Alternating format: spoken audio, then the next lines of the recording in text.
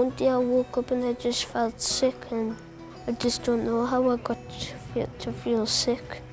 Because at the time I didn't know what leukemia was. I got very worried when I first started, yeah, but now I'm not that worried because I'm very used to it, and it's just a normal Tuesday for me. My name is Zack and I'm 6. Ben is my older brother and he's 8.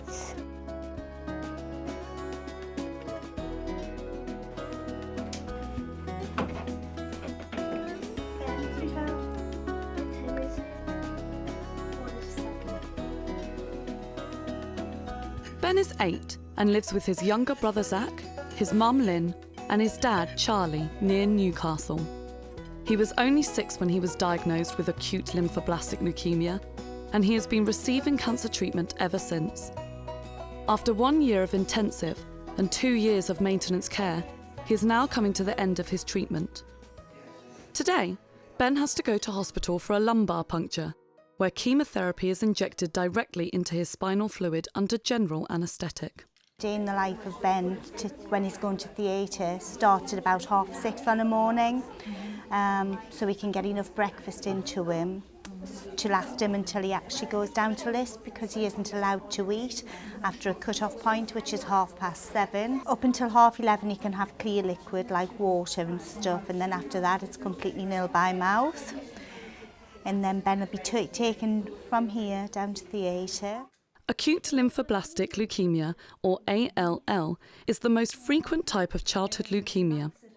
It can affect children of any age, although it is more common in children aged 1 to 4, and generally affects more boys than girls.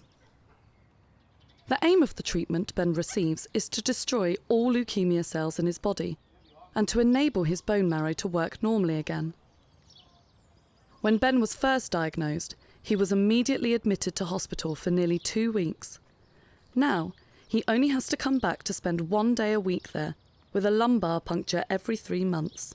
Ben is on week 111, which is classed as maintenance treatment.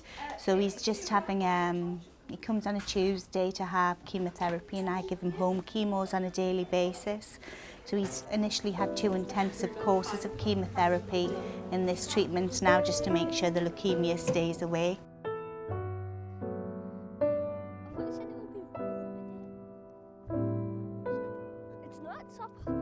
The chemotherapy has been a success, but it is a powerful treatment with unpleasant side effects.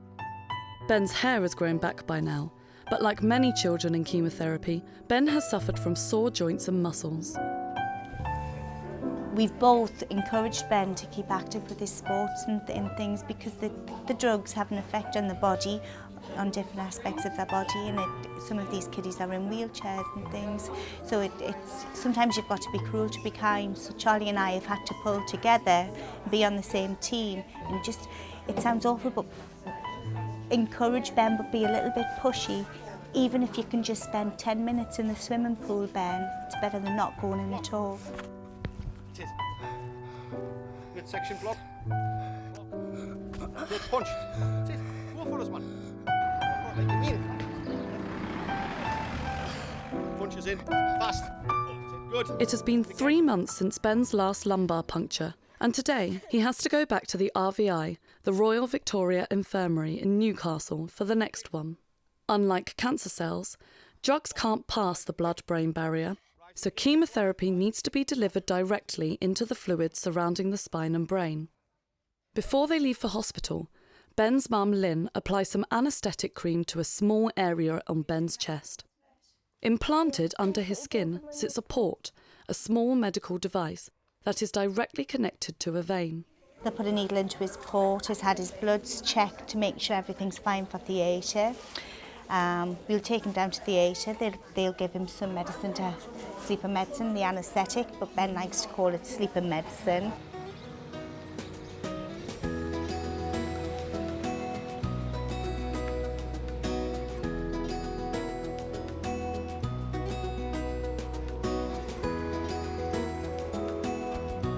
Ben's just been inspirational. He's took everything in his stride. It's made him feel weepy. The steroids have made him feel emotional, hungry. He's gained a lot of weight. He's lost his hair, he's missed a lot of school, and throughout it all he still smiles and he still remains so positive. And that is why we as a family, we remain positive, because we couldn't do anything less. When Ben is so inspirational, we couldn't do anything less.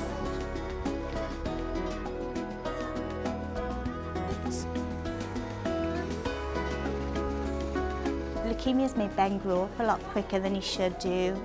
Ben can have a conversation about drugs and medication and hospital procedures that shouldn't be in the dialogue for another 8-year-old boy. It's not the conversation that Ben should be having, but he can recite drugs and treatments as if it was a storybook. We tried to explain leukaemia to Ben and he'd never heard the word before, so the best way we could explain it was to say that there was bad soldiers within Ben's blood. And the chemotherapy were delivering the good soldiers, the good army, to fight the bad blood. Ben has a younger brother called Zack who's aged 6. He was only 3 when Ben was diagnosed, and trying to explain leukaemia to Zack was quite difficult. We used the same, what we did with Ben about the soldiers in the blood, but Zack couldn't even say leukaemia. He's only just learnt now to say it. He used to say chemia and stuff, so we just had to explain to him that Ben was poorly and Ben was going to lose his hair. And Zack's been an absolute little star as well. It's the norm for Zack, which is an awful thing to say. For as long as he can remember, Ben's came to hospital for chemotherapy. Currently, Ben would come fortnightly to hospital for chemotherapy into his portal cath. He would come once every 3 months for the theatre day, what he's having today, which is the lumbar puncture into his spine, delivering the methotrexate, and then I will give him chemotherapy along with some of the medication at home on a daily basis. Some of the drugs are classed as cytotoxic, and it's recommended that you do wear gloves and stuff when handling those drugs. But I just think it's quite a lot to ask a mother to handle drugs wearing gloves that they're going to orally give to their child. When Ben arrives at the hospital, the nurses take blood and carry out other important checks. Ben's treatment is going well, but a new problem has arisen. I haven't been sleeping for a couple of months now. I just start worrying about my sleep, and it just stops us from getting to sleep. I just think that I must get to sleep. Ben's had the same medicines now for the last year and a half. You know, a year. He's had the same oral chemos, he's had the same medicines for the year, you know, so I don't think it's, I don't know, asked him if he's worried about something, you know, like something happened that he's not prepared to tell her about, it's maybe something at school, you know, but no, there's nothing like that. It just happened over the last 2 to 3 months that he's not sleeping, and he comes in at about 4 o'clock in the morning, 5 o'clock in the morning, he wakes you up, I can't sleep. You know what I mean? And you've actually you like that, getting out of bed and then going back into his room trying to put him right when 5 o'clock in the morning, then that's you awake for the rest of the day, you know, so it's hard not so much on him as well, it's hard on mums and dads as well. When you go to sleep, what happens? Do you think do you lie awake? Are you thinking about everything? And then is there anything that you're worried about with your treatment? No, I just worry about him in case I'm tired in the morning. Oh. So the things that you can do before you go to bed, has he spoken to anyone here about it? Yeah, we spoke. We've got a blackout blind. Okay. We did the stories, you know how you continue making stories on a night time. We got some of the melatonin, we got some Horlicks. It's not just Ben's sleep situation that has had an impact on the whole family. It doesn't just affect the person who's got leukaemia, it affects the whole family as a unit. And you've got, it's not just dealing with the initial shock of your son or your daughter having it, it's dealing with the aftermath of everybody having to come to terms with it. Initially when Ben was first diagnosed with leukaemia, nothing else mattered. The sole focus was just to make sure that Ben got better. And that being the case, as soon as I was told I was never going to go back to work until Ben's 100% better. Having a younger son, Zack, as well, who was still dependent on both Charlie and I, meant that Charlie had to take time off work as well. So one of us was at the hospital while the other one was at home watching Zack. So apart from the emotional stress as well, you've got the financial worries as a family when leukaemia strikes, basically, yeah. I had my own business for 5 years, and Lynn was working on the airlines for 12 years. Everything was going along swimmingly. And when this happened, I just gave my business up. I couldn't think of anything else. I couldn't go to work. My son was more important than anything, any material goods, anything. Following Ben's diagnosis, the Charltons have had to spend many days in hospital. Even though the procedure Ben is here for today only takes about 30 minutes, numerous tests and waiting for results means most of the day will have gone by the time Ben can go home. Clinic starts at roughly 1:30 and Ben could be anywhere from number 1 on the list to number 5. So it depends what procedure he's actually getting and what other. Sometimes it goes on age. They don't like having the youngsters first and they have the older ones later, because when they're on steroids or they're wanting food, they generally give it to the younger patients first. At 2:30, Ben is finally ready to be taken into the operating theatre for the lumbar puncture. I get put to sleep with a sleeper medicine. I get a needle put into my spine. I see how far I can count up to slowly before I fall asleep. It goes great because the highest number I've got to is 10, because it makes you fall asleep that fast. He'll get intrathecal methotrexate into his spine. Takes about 20 minutes and then he'll recover, come into the recovery room, and he'll be waiting to see what goodies I've brought him from the shop, and he'll give me his menu before we went down, so I'll come back with carrier bags of food for him. And then we'll wait for an hour to make sure that there's no complications after theatre, and then we'll take him home, and then we can start to relax for the rest of the day. There was no real symptoms, as in physical symptoms. I mean, from what we know now, there was no bruising on his skin. There was no. He wasn't feeling. What can I say? He wasn't lacking energy. He still went to school all week. He started complaining on the Monday, and he went to his taekwondo class on the Monday night. He was actually, at the time, he was swimming on a Tuesday. He went swimming. He was fine. It wasn't until the Thursday night that he got out of the bath and he said, "Dad, I don't want to go to school tomorrow." He said, "There's something tomorrow. I've got a poorly tummy." But he wasn't fell with it. He was still running around. He was still being cheeky. So I kept him off school on the Friday and took him for an emergency sitting at the doctor's. And Dr. Little examined him and he took some blood off him, basically. And the doctor said if there's any abnormalities in his blood, the hospital will contact you. That was at 11 o'clock on the Friday, and 8 o'clock on the Friday night, we got a phone call off the hospital asking to bring Ben into the RVI because there was some cells in his blood that shouldn't be there. And that was the basic. So from the Monday to the Friday, that's it. That was how he got.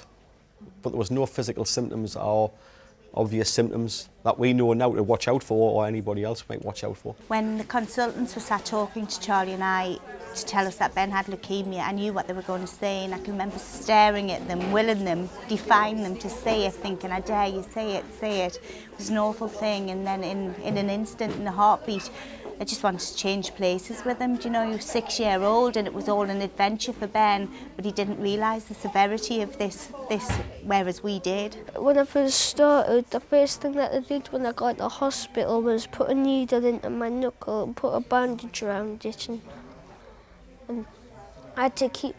That was quite hard because I had to keep that in for 10 days, and because during my sleep I was scared in case the needle came out, and when it came out it might have poked us while I was sleeping. When the doctors told me on the Friday night when we come to the RVI, it's like turning your whole world upside down. Just somebody turning you literally upside down and just let you fall on the floor. You just look and you're like that. Honestly, it's just like totally, you know, it's undescribable how you feel. It's just total shock and horror at that particular time, and you just go through with that a load of a range of emotions that, you know, why me and why us and why is it my son, and it's, you know, is that doctor real?